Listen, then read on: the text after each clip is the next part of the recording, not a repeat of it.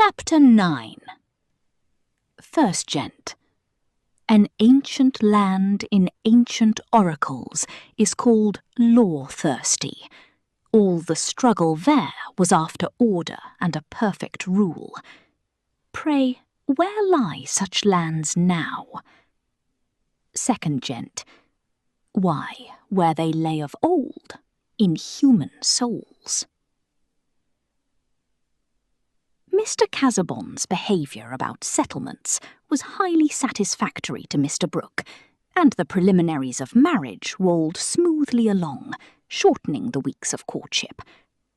The betrothed bride must see her future home and dictate any changes that she would like to have made there. A woman dictates before marriage in order that she may have an appetite for submission afterwards. And certainly, the mistakes that we male and female mortals make when we have our own way might fairly raise some wonder that we are so fond of it. On a grey but dry November morning, Dorothea drove to Lowick in company with her uncle and Celia. Mr. Casaubon's home was the manor house. Close by, visible from some parts of the garden, was the little church with the old parsonage opposite. In the beginning of his career, Mr. Casaubon had only held the living, but the death of his brother had put him in possession of the manor also. It had a small park with a fine old oak here and there, and an avenue of limes towards the southwest front, with a sunk fence between park and pleasure ground, so that from the drawing-room windows the glance swept uninterruptedly along a slope of greensward till the lines ended in a level of corn and pastures, which often seemed to melt into a lake under the setting sun. This was the happy side of the house, for the south and east looked rather melancholy even under the brightest morning.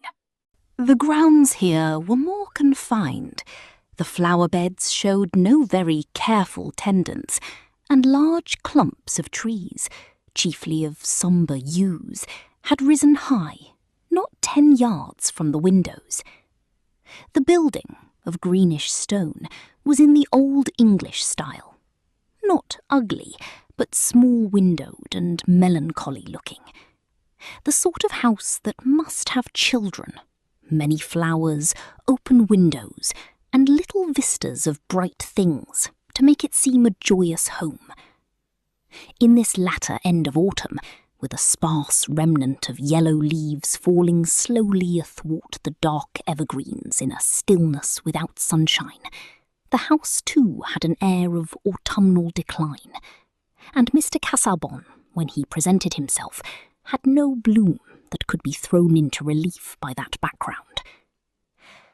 "Oh dear," Celia said to herself, "I am sure Freshitt Hall would have been pleasanter than this."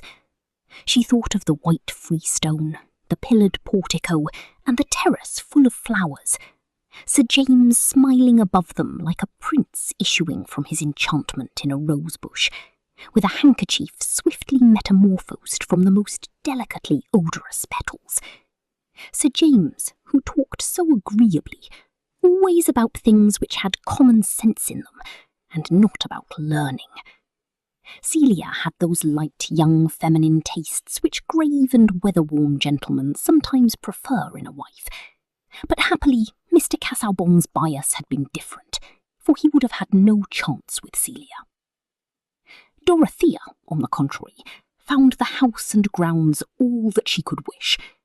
The dark bookshelves in the long library, the carpets and curtains with colours subdued by time, the curious old maps and bird's-eye views on the walls of the corridor, with here and there an old vase below, had no oppression for her, and seemed more cheerful than the casts and pictures at the Grange, which her uncle had long ago brought home from his travels, they being probably among the ideas he had taken in at one time.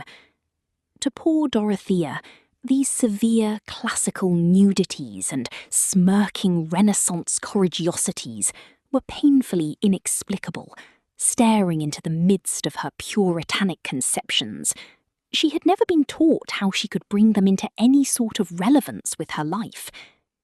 But the owners of Lowick apparently had not been travellers, and Mr. Casaubon's studies of the past were not carried on by means of such aids. Dorothea walked about the house with delightful emotion. Everything seemed hallowed to her. This was to be the home of her wifehood, and she looked up with eyes full of confidence to Mr. Casaubon when he drew her attention specially to some actual arrangement and asked her if she would like an alteration.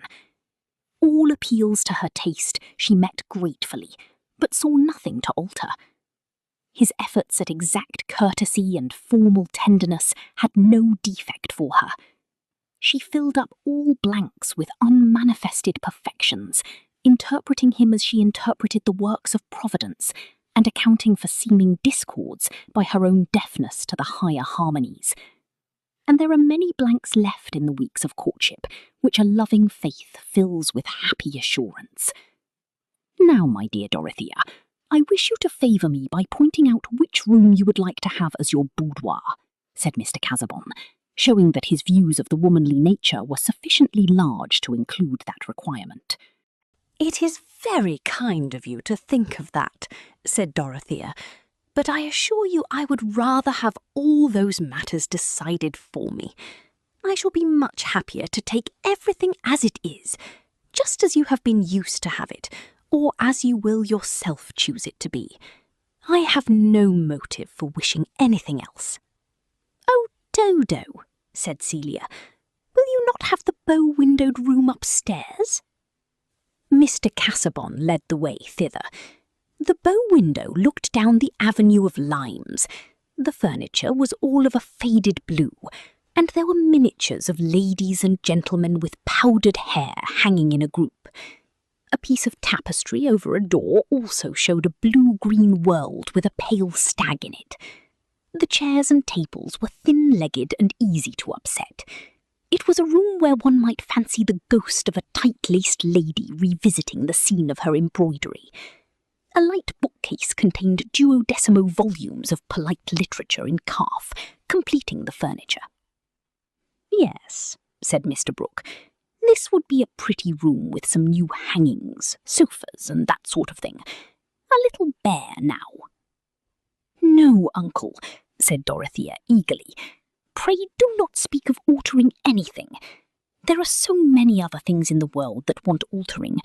I like to take these things as they are, and you like them as they are, don't you?" she added, looking at Mr. Casaubon. "Perhaps this was your mother's room when she was young." "It was," he said, with his slow bend of the head. "This is your mother," said Dorothea, who had turned to examine the group of miniatures. "It is like the tiny one you brought me, only, I should think, a better portrait. And this one opposite, who is this?" "Her elder sister.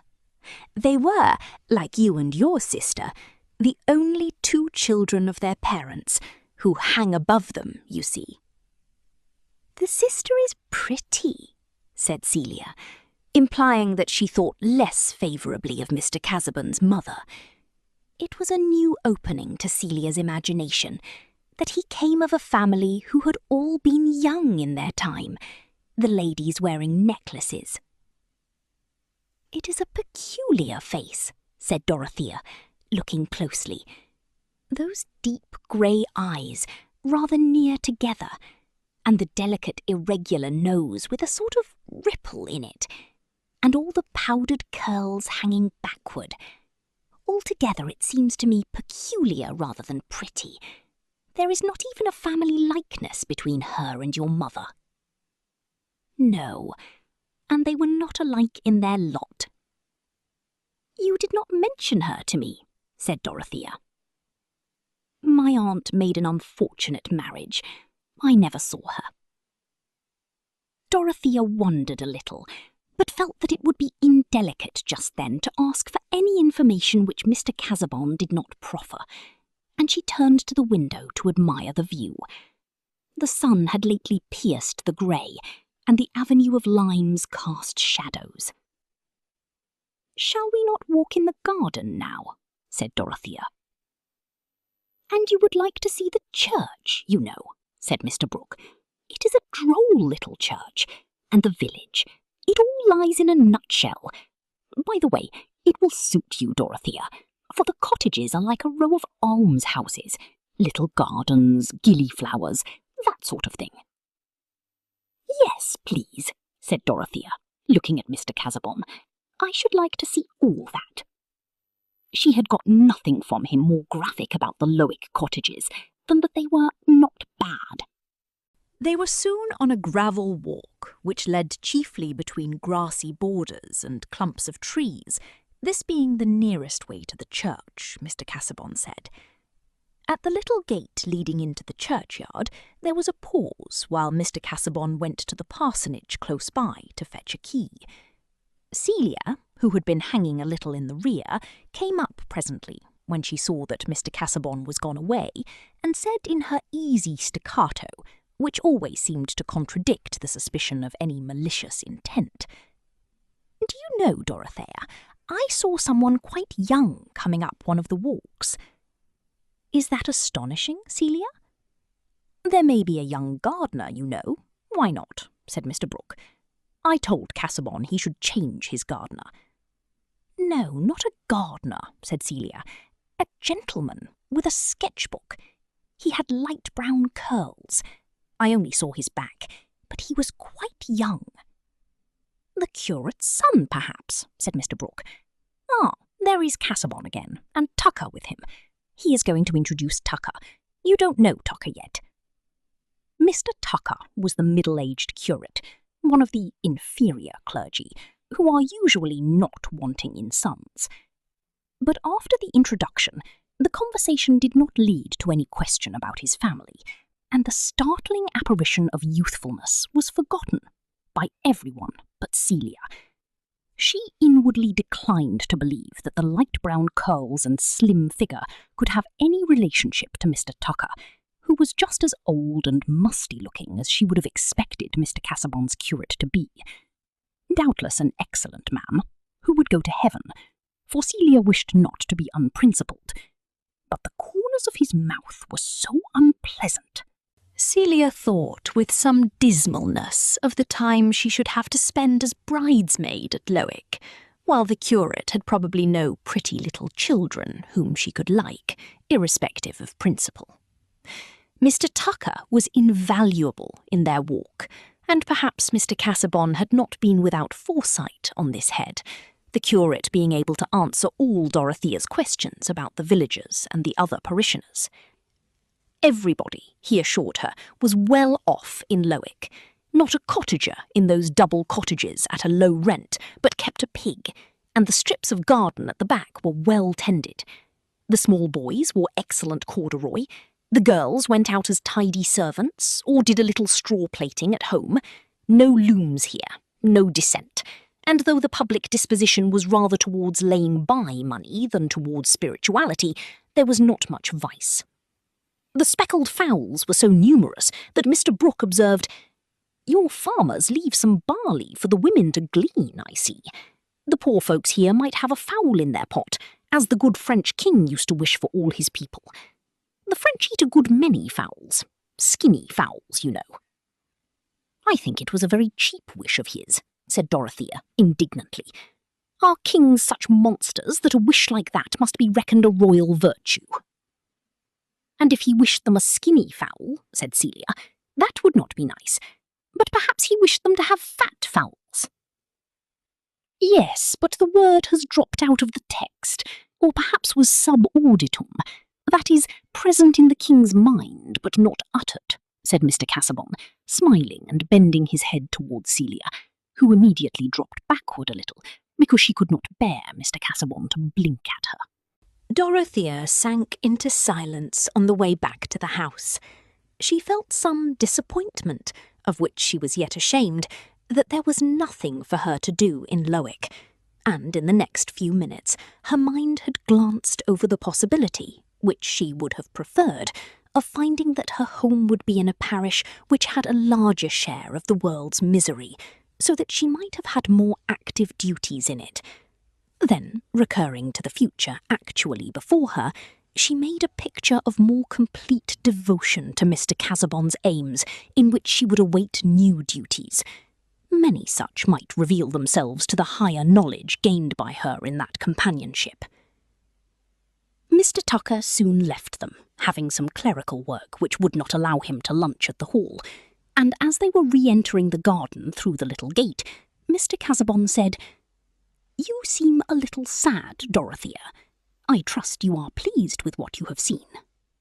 "I am feeling something which is perhaps foolish and wrong," answered Dorothea, with her usual openness, "almost wishing that the people wanted more to be done for them here. I have known so few ways of making my life good for anything. Of course, my notions of usefulness must be narrow. I must learn new ways of helping people." "Doubtless," said Mr. Casaubon. "Each position has its corresponding duties. Yours, I trust, as the mistress of Lowick, will not leave any yearning unfulfilled." "Indeed, I believe that," said Dorothea, earnestly. "Do not suppose that I am sad."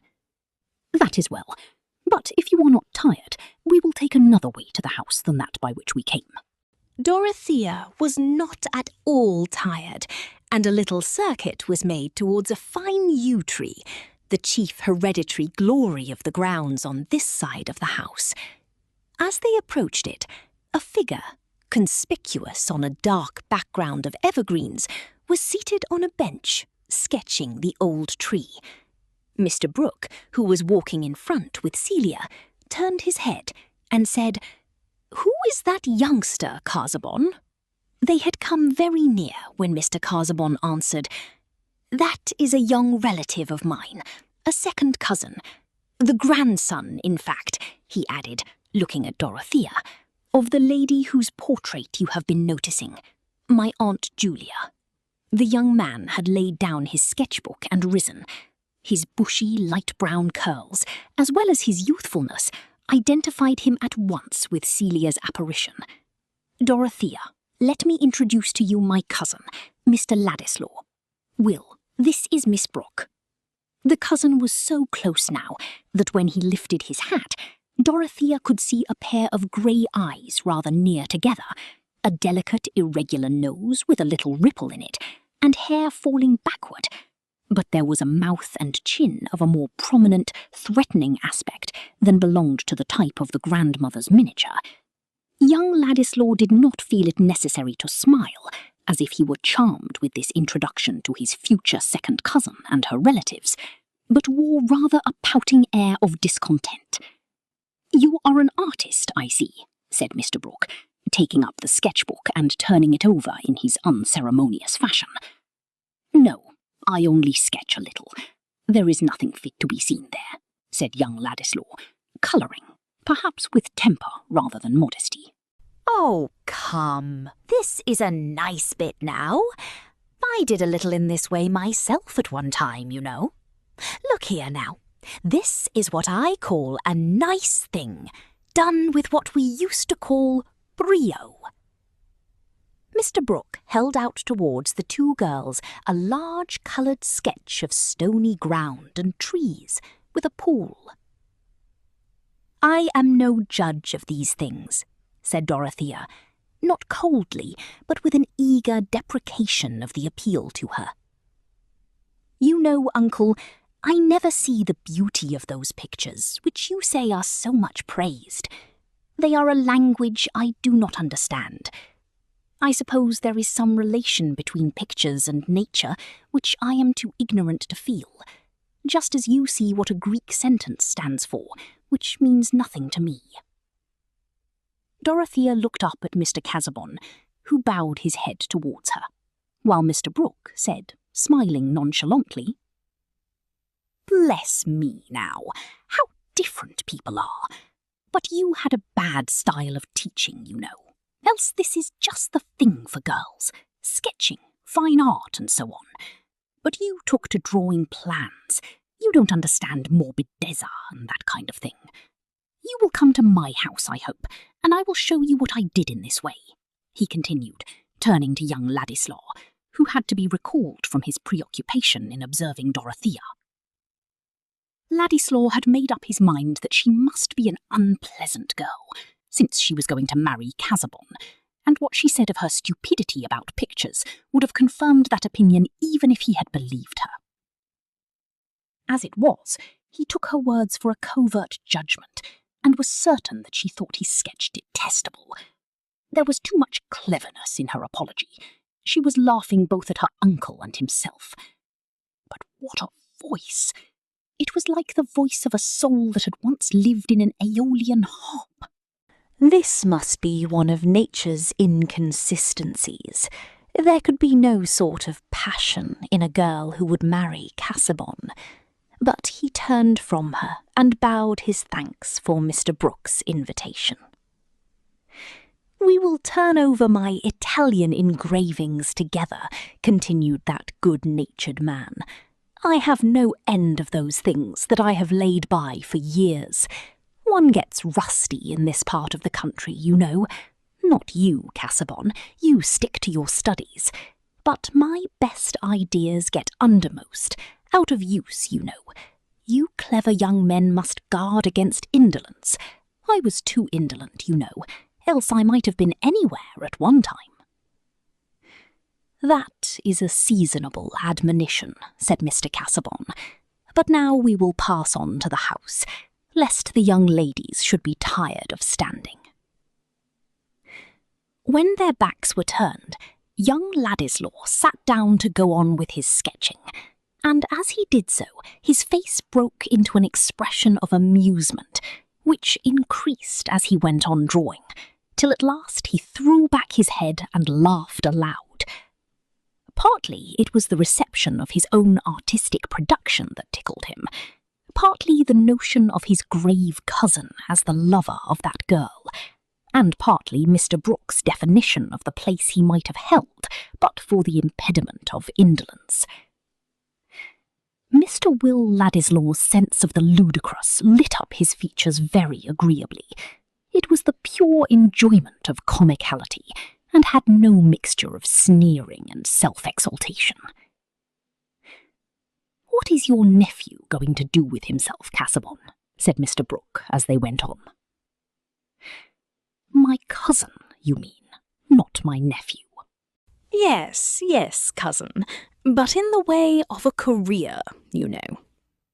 The answer to that question is painfully doubtful. On leaving Rugby, he declined to go to an English university, where I would gladly have placed him, and chose what I must consider the anomalous course of studying at Heidelberg. And now he wants to go abroad again, without any special object, save the vague purpose of what he calls culture, preparation for he knows not what. He declines to choose a profession. He has no means but what you furnish, I suppose. I have always given him and his friends reason to understand that I would furnish in moderation what was necessary for providing him with a scholarly education and launching him respectably. I am therefore bound to fulfil the expectation so raised, said Mr. Casaubon, putting his conduct in the light of mere rectitude, a trait of delicacy which Dorothea noticed with admiration. He has a thirst for travelling. Perhaps he may turn out a Bruce or a Mungo Park, said Mr. Brooke. I had a notion of that myself at one time. No, he has no bent towards exploration or the enlargement of our geognosis. That would be a special purpose which I could recognise with some approbation, though without felicitating him on a career which so often ends in premature and violent death. But so far is he from having any desire for a more accurate knowledge of the earth's surface, that he said he should prefer not to know the sources of the Nile, and that there should be some unknown regions preserved as hunting grounds for the poetic imagination. Well, there is something in that, you know, said Mr. Brooke, who had certainly an impartial mind. It is, I fear, nothing more than a part of his general inaccuracy and indisposition to thoroughness of all kinds, which would be a bad augury for him in any profession, civil or sacred, even were he so far submissive to ordinary rule as to choose one. Perhaps he has conscientious scruples, founded on his own unfitness, said Dorothea, who was interesting herself in finding a favourable explanation.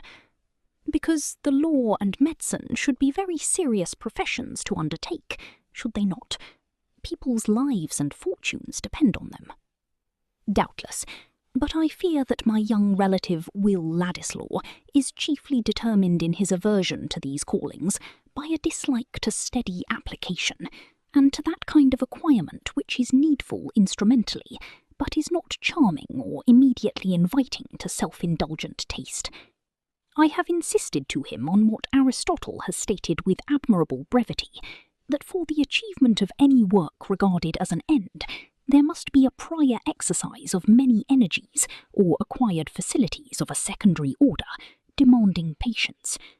I have pointed to my own manuscript volumes, which represent the toil of years, preparatory to a work not yet accomplished, but in vain. To careful reasoning of this kind, he replies by calling himself Pegasus, and every form of prescribed work harness. Celia laughed. She was surprised to find that Mr. Casaubon could say something quite amusing. Well, you know, he may turn out a Byron, a Chatterton, a Churchill, that sort of thing. There's no telling, said Mr. Brooke. Shall you let him go to Italy, or wherever else he wants to go? Yes, I have agreed to furnish him with moderate supplies for a year or so. He asks no more. I shall let him be tried by the test of freedom. That is very kind of you, said Dorothea, looking up at Mr. Casaubon with delight. It is noble. After all, people may really have in them some vocation which is not quite plain to themselves, may they not? They may seem idle and weak because they are growing. We should be very patient with each other, I think. I suppose it is being engaged to be married that has made you think patience good, said Celia, as soon as she and Dorothea were alone together, taking off their wrappings. You mean that I am very impatient, Celia? Yes, when people don't do and say just what you like. Celia had become less afraid of saying things to Dorothea since this engagement. Cleverness seemed to her more pitiable than ever.